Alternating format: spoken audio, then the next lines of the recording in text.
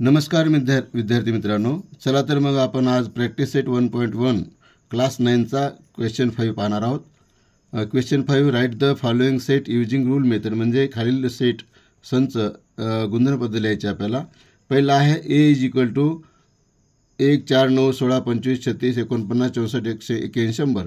म्हणजे या ठिकाणचा ह्याचा गुणधर्म जर पाहिला तर हे सर्व वर्ग आहेत 1 पासून 100 10 पर्यंतच्या नैसर्गिक संख्याचे. मग याला आपण रूल मेथडमध्ये असं लिहिणार आहे, ए हा अशा एचा संच आहे की ए बरोबर एन स्क्वेअर आणि एन हा नैसर्गिक संख्येचा घटक आहे असून एन हे 10 किंवा 10पेक्षा लहान आहे. आता दुसरा संच आहे बी बरोबर 6 12 18 24 36 36 42 18. या ठिकाणचा असा गुणधर्म समान आहे की ही प्रत्येक संख्या 6च्या पटीत आहे. 6 1 6 6 2 12 अशा पद्धतीनं.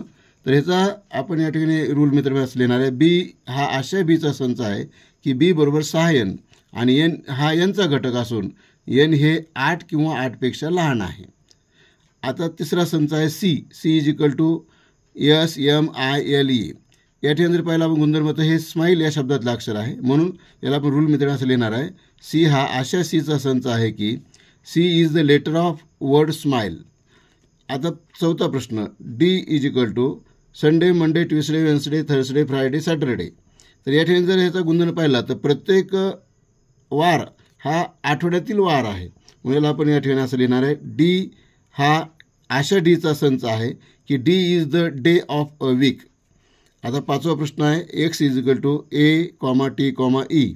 या ठिकाणी पाहिल्याचा गुणधर्म तर हे 8 किंवा ईट या शब्दातील अक्षर आहे. याला आपण गुणधर्मपद्धती असं लिहू शकतो, एक्स हा अशा एक्सचा संच आहे की X is the letter of 8 word, किंवा ह्याला आपण असे लिहू शकतो, एक्स हा अशा एक्सचा संच आहे की X is the letter of word eat. अशा प्रकारे या ठिकाणी प्रॅक्टिस सेट 1.1 पूर्ण होतो. मागील व्हिडिओ पाहण्यासाठी चॅनलला सबस्क्राईब करा आणि व्हिडिओला लाईक करा. धन्यवाद.